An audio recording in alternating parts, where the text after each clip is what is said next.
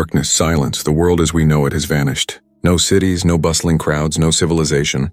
Just two humans. Two souls standing on a planet that once teemed with 7 billion. What would happen if humanity were suddenly reduced to only two people?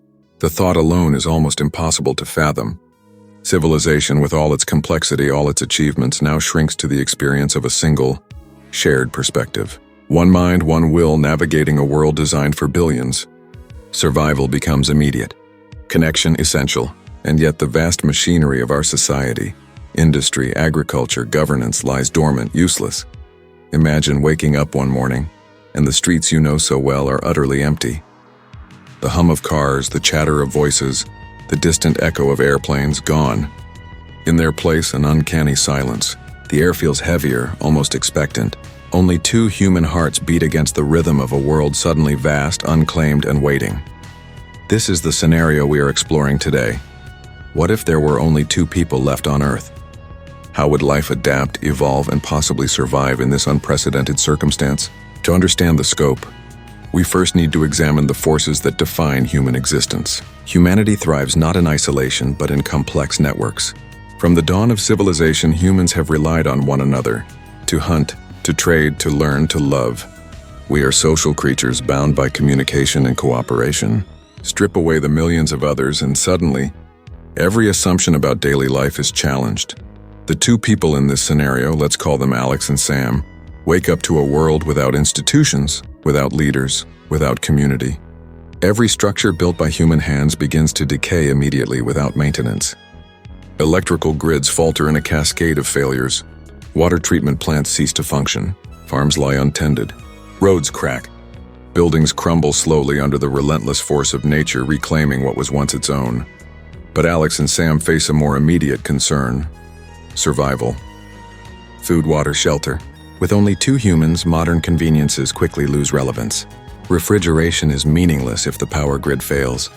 Supermarkets, once brimming with abundance, offer a temporary reprieve, but soon, spoilage, contamination, and depletion become unavoidable. Hunting and foraging, skills largely forgotten by the average person today, suddenly return to paramount importance. The psychological toll is perhaps even greater. Humans are wired for society. Isolation can be devastating, even when there are two people. Alex and Sam must rely entirely on each other for emotional, intellectual, and physical stimulation. Conflict, empathy, cooperation, all intensify in ways unimaginable in a crowded world. Every decision carries weight. Every disagreement is amplified. Now consider reproduction.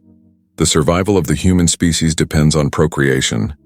But with only two people, genetics becomes a critical and alarming concern. Diversity is crucial to the resilience of any species. With a population of two, the gene pool collapses entirely. Any offspring would carry a dangerously limited set of genetic variations, heightening vulnerability to disease, mutations, and eventual extinction. Even if Alex and Sam were able to reproduce successfully, the future of humanity would be precarious, measured in generations, not millennia. Historically, small human populations have faced similar challenges. Ancient tribes, isolated islands, or even remote nomadic bands often numbered only a few dozen individuals. They survived by cooperation, by understanding their environment intimately, and by adapting quickly to change. But two is unprecedented. Survival requires a mastery of skills that most modern humans have never learned: tracking, hunting, fire-making, building shelters from raw materials. Every day is a fight against the elements. Every mistake could be fatal. Let's examine the sequence of what would realistically unfold. Day 1. Confusion. Alex and Sam awaken to an empty city, a world devoid of other humans. Initial fear dominates. They search for others, call out, wait. But the silence is absolute. The immediate threat is less starvation than disorientation. Week 1. Survival instincts take over. They scavenge food, secure water, find shelter. Alex discovers an untouched cabin in the woods. Sam locates a stream, now unmonitored by treatment plants, the water raw but drinkable. The duo begins to adapt, creating rudimentary systems for daily life. Month 1. The reality of isolation sinks in. No news, no external input, no new knowledge.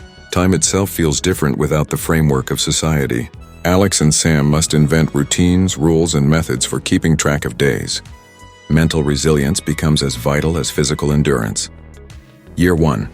Infrastructure collapses entirely.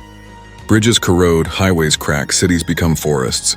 Alex and Sam move carefully through the ruins of once great metropolises, cautious of hazards, aware that the tools left behind are finite. Every vehicle is a treasure, every source of fuel a critical resource. They begin to learn the rhythms of nature anew, rediscovering patterns in the seasons, in animal migrations, in weather cycles. Years 5 to 10, survival evolves into existence. Alex and Sam develop a symbiotic life with their environment. They plant crops, maintain livestock if any remain, and create systems for sustainable food production. They communicate constantly, refining language to include detailed descriptions of environmental observations. History as humans once recorded it becomes oral, shared between the two. Knowledge becomes precious, a fragile lifeline to the past. But then, biological constraints loom. Even with survival mastered, the continuation of the species hangs in a delicate balance. Reproduction is fraught with risk, and without genetic diversity, vulnerability to disease is extreme. Alex and Sam could theoretically propagate humanity, but every subsequent generation becomes more fragile, less capable of withstanding environmental pressures or pathogens. Eventually, extinction may be inevitable no matter their efforts. Imagine also the emotional dimension. Humans are storytellers by nature. With only two people, the act of remembering becomes sacred. Every memory, every lesson, every piece of culture becomes concentrated in the minds of two. Stories of history, music, art, and literature risk being lost forever.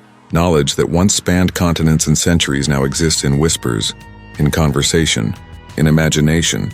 Compare this to a thriving human society today. Billions of minds, trillions of interactions, endless exchange of ideas, culture, and innovation. In a world of two, progress halts entirely. No science, no medicine, no art, no economy.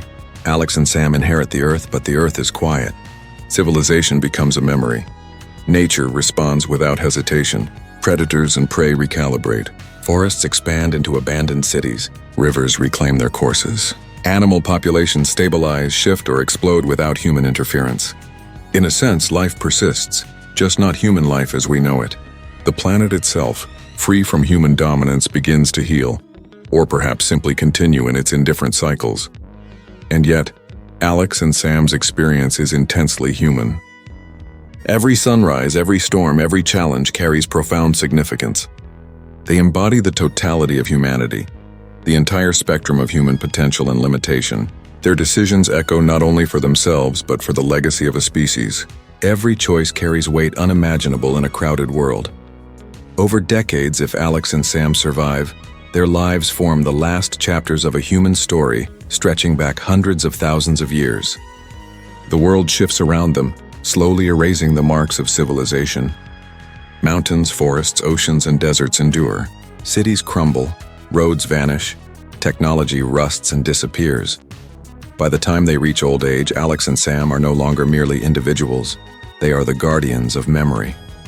They may look upon the ruins of skyscrapers and highways and feel the weight of what humanity once achieved. But they are also intimately aware of its fragility. Civilization in all its grandeur depended on numbers, networks, and cooperation. Strip away all but two, and survival itself becomes a miracle. And as the sun sets on their final days, the earth continues. Wind whistles through empty streets. Rivers flow past abandoned bridges. Animals roam freely through landscapes once dominated by humans. The planet endures, but humanity teeters on the brink of oblivion, carried in the minds of two. It is a haunting thought, a reminder that our existence is not guaranteed, that our species depends on connection, diversity, and care for one another. Alex and Sam are a mirror, reflecting both the potential and the vulnerability of humanity. What would it mean for the future if all humans vanished, but two remained? Could they restart civilization? Could knowledge survive in the memory of two? Or would the Earth slowly reclaim its dominion, leaving humanity as a fleeting, fragile whisper in the story of the planet? And perhaps in imagining this extreme scenario, we begin to understand the true weight of our presence, the network of lives, systems, and choices that sustain our world every single day.